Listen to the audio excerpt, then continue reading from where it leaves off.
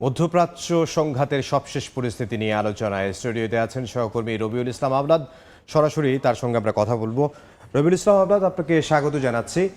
Iran এবং ইসরায়েলের যে পাল্টাপাল্টি হামলা হয়েছে, 6টি বিমানবন্দরে হামলা হয়েছে, 15টি বিমান এবং হেলিকপ্টার বিধ্বস্ত করেছে এবং আইআরজিসির 10 সদস্য নিহত হয়েছে।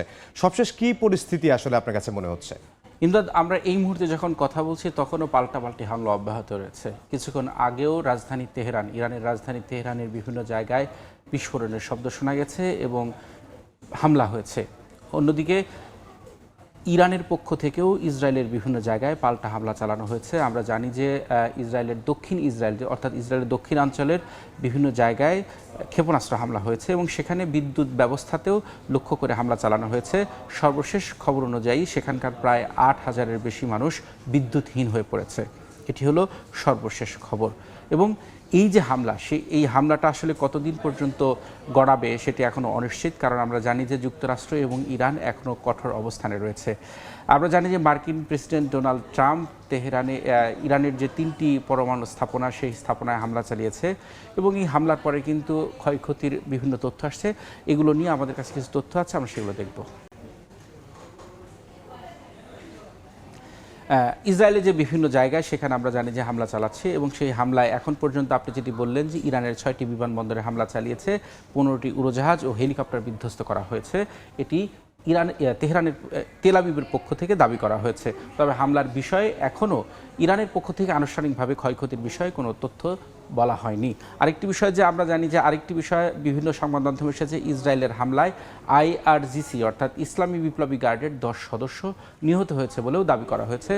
এবং আরেকটি বিষয় যে আমরা যে কথায় ছিলাম যে মার্কিন হামলা, এই মার্কিন হামলার পরে ইরানের যে পরমাণু স্থাপনা, সেই স্থাপনার ক্ষয়ক্ষতি বিভিন্ন স্যাটেলাইট বিশ্লেষণ করে আন্তর্জাতিক গণমাধ্যমগুলো খবর প্রকাশ করেছে। তবে আরও কিছু গণমাধ্যম খবর করেছে ডোনাল্ড ট্রাম্প যে ইরানের পারমাণবিক স্থাপনায় হামলা চালিয়েছে সেটি আগেই ইরানকে অবহিত করা হয়েছিল।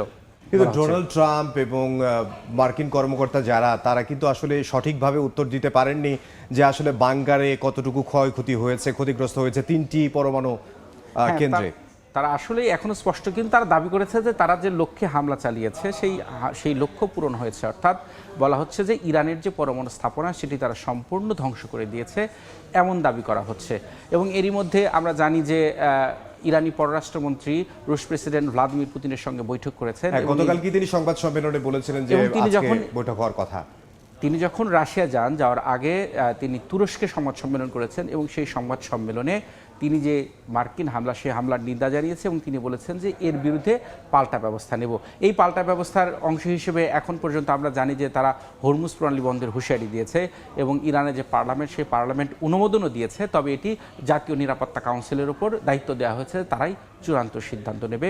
এবং এই হামলার পরে, এই হরমুজ প্রণালী বন্ধের হুমকির পরে যুক্তরাষ্ট্র কিন্তু সরাসরি চীনের দ্বারস্থ হয়েছে এবং তারা বলেছে যে যেন তারা ইরানের উপর চাপ প্রয়োগ করে। হ্যাঁ, আমরা দেখছিলাম যে হরমুজ প্রণালী আসলে বন্ধ হলে কি হবে এবং চীনের দ্বারস্থ হয়েছে যুক্তরাষ্ট্র এরই মধ্যে।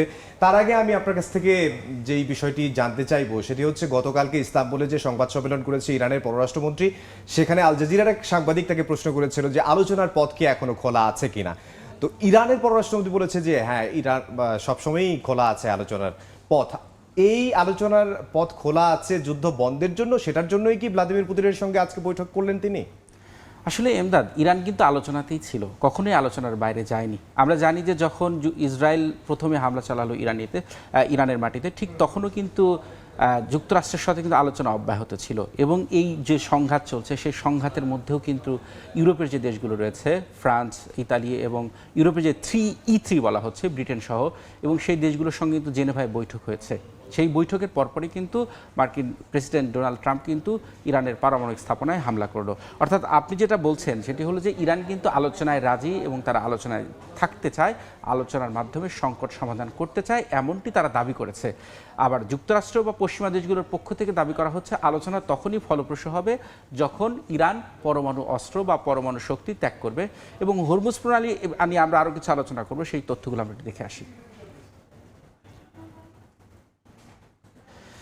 আমরা জানি যে এরই মধ্যে তেহরান অর্থাৎ হরমুজ প্রণালী বন্ধের হুমকি দিয়েছে এবং এই হরমুজ প্রণালী বন্ধের হুমকি দেওয়ার পরপরই কিন্তু আন্তর্জাতিক বাজারে হু হু করে জ্বালানি তেলের দাম বাড়ছে এবং আমরা জানি যে এই হরমুজ প্রণালী কিন্তু ইরানের একটি ট্রাম্প কার্ড, এটি দিয়েই তিনি আন্তর্জাতিকভাবে নিজের অবস্থান শক্ত রাখতে চায়।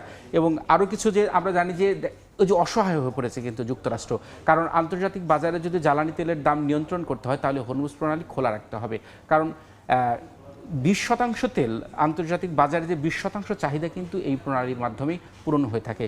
এবং আরও একটি বিষয় যে এরই মধ্যে কিন্তু এই হরমুজ প্রণালী যে বন্ধের হুমকি দিয়েছে তার বিরুদ্ধে প্রতিক্রিয়া জানিয়েছে ইউরোপের দেশগুলো। তারা বলছে যে যদি বন্ধ করা হয় এটি কারোর জন্যই ভালো হবে না।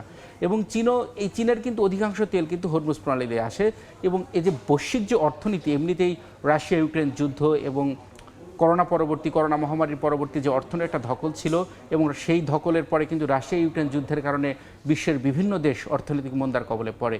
এরপরে যদি এই যুদ্ধের যদি হরমুজ প্রণালী বন্ধ করে দেওয়া হয় তাহলে কিন্তু অর্থনৈতিক অবস্থা কারোরই ভালো থাকবে না। সেই প্রভাব তো বাংলাদেশেও পড়বে। বাংলাদেশেও পড়বে, অবশ্যই সব দেশগুলোতেই পড়বে এর প্রভাব। জি, আপনাকে অসংখ্য ধন্যবাদ আমাদের সঙ্গে যুক্ত হওয়ার জন্য। ধন্যবাদ আপনাকেও। সহকর্মী রবিউল ইসলাম আওলাদ আমাদের সঙ্গে যোগ দিয়েছিলেন।